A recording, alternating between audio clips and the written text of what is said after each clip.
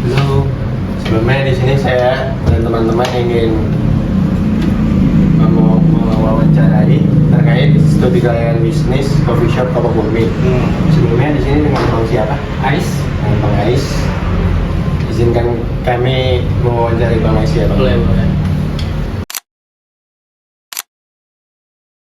Yang pertama, pertanyaannya, kapan coffee shop Kopo Bumi didirikan? Didirikan tuh sebelumnya tuh namanya 50-50 dari tanggal 1 Oktober. Akhirnya Januari awal tuh kita ganti layout, ganti nama jadi Kopo Bumi. Itu tahun berapa? 2020. 2020, 50-50. Terus sampai Januari 2024 baru kita ganti Kopo Bumi. Ganti layout juga, semuanya ganti. Selanjutnya, apa sih Bang makna dari Kopo Bumi ini? Kopo Bumi itu sebenarnya kayak kepanjangan aja sih, kopi bapak kue mami. Karena dua pasang itu dia doyan ngopi lah. Dan si maminya itu bagian kuenya.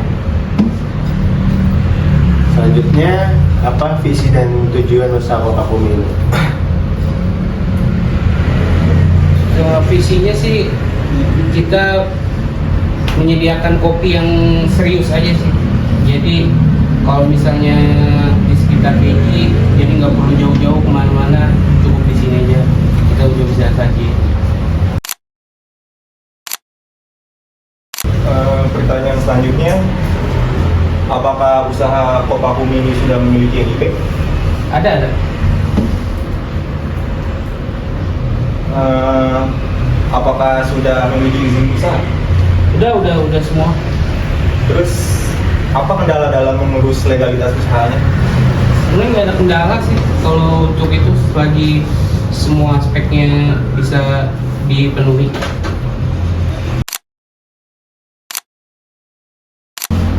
Nah, lanjutnya masih banyak nih Kak pertanyaan kita. Lanjut ya Kak. Ini di sini tuh siapa sih yang pelanggan yang paling sering datang? Tergantung jam sih sebenarnya. Kalau misalnya kita pagi tuh biasanya tuh ibu-ibu pada habis dari nganter anak. Tapi kalau mulai sore ke malam tuh biasanya orang balik kerja. Kalau nggak teman-teman gua sendiri gitu. Anak muda ya. Iya. Nah, kalau menu yang paling diminatin pelanggan di sini tuh apa tuh Kak kira-kira? Kebanyakan sih kopi ya. Kopi latte, cappuccino. Kue juga lumayan banyak sih, tapi lebih banyak di minuman. Minuman. Nah, Kalau strategi promosi yang digunakan dalam coffee shop ini apa? kalau strateginya kayaknya kalau misalnya dari kitanya sih kayak interaksi sama pelanggan, tapi kalau buat sosial media paling di Instagram atau TikTok. Kak, aku juga mau nanya nih, berapa jumlah karyawan di Kopi Bumi? Totalnya tuh 3 sama 1 part-time. Terus bagaimana pembagian tugas di dalam usaha? Kita tuh ada 2 shift, per shift tuh 2 orang. Jadi ada yang megang kopi, kalau enggak ada yang baker. Biasanya pagi tuh ada bakernya. Tapi kalau misalnya udah mulai di sore ke malam, ya sebisa mungkin saling nutupin aja kekosongan. Apa sih kriteria dalam merekrut barista atau pegawai? Doyan minum kopi.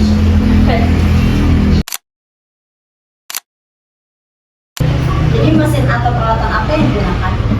Kita pakai mesinnya tuh buat espresso, terus buat grinder, sama oven paling buat kue.